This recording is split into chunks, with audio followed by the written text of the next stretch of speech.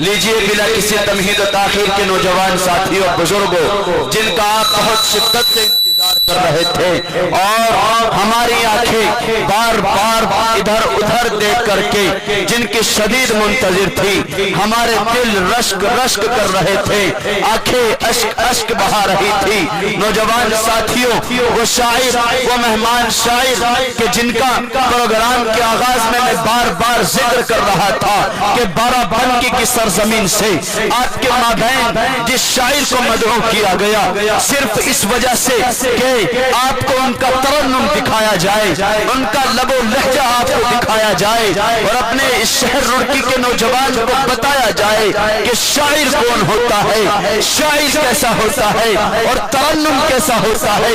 آواز کیسی ہوتی ہے، لب و لہجہ کیسا ہوتا ہے، ان تمام صفات کا حامل، ان تمام خوبیوں کا حامل، ان تمام صفات کا حامل حضرت اقدس جناب حضرت الاقدس جو کروڑوں نہیں سینکڑوں نہیں بلکہ صوبہ نہیں ضلع نہیں بلکہ ملک اور بملک باہر ملک میں جا کر کے اپنے ترنم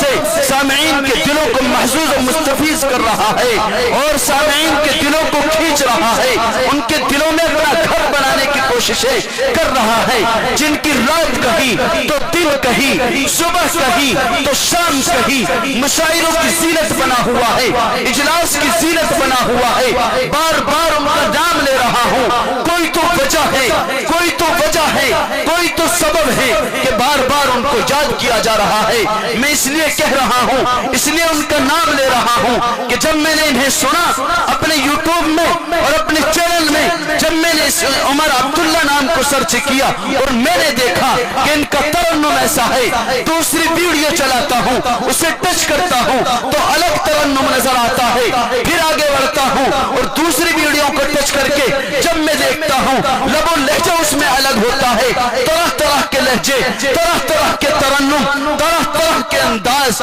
میں جب ان کو دیکھا یقین جانیے پہلی مرتبہ حضرت والا کی اس صبح اتراکھنڈ میں آپ کے شہر رڑکی میں حاضری ہے، انشاءاللہ العزیز آپ حضرت شاعر عمر عبداللہ بارہ بنکوی کو سنیں گے اور آپ کہیں گے کہ ہاں جو یہ بچہ کہہ رہا تھا وہ بالکل سچ تھا۔ میں بلا کسی تمہید و تاخیر کے حضرت اقدس جناب مولانا عبداللہ بارہ بنکوی کا استقبال کر رہا ہوں اس شعر کے ساتھ کہ عشق نبی میں ڈوب کر نعتیں سنائیے، عشق نبی میں ڈوب کر نعتیں سنائیے، ہم رندوں کو بھی شراب محبت پلائیے، اتنا پلائیے کہ بجھائے تشنگی، اتنا پلائیے کہ بجھائے تشنگی، اے شاعر باکمال تشریف لائیے۔ جناب حضرت اقدس مولانا عمر عبداللہ بارہ بنکوی مائک پر آپ کے حوالے ایک بار زوردار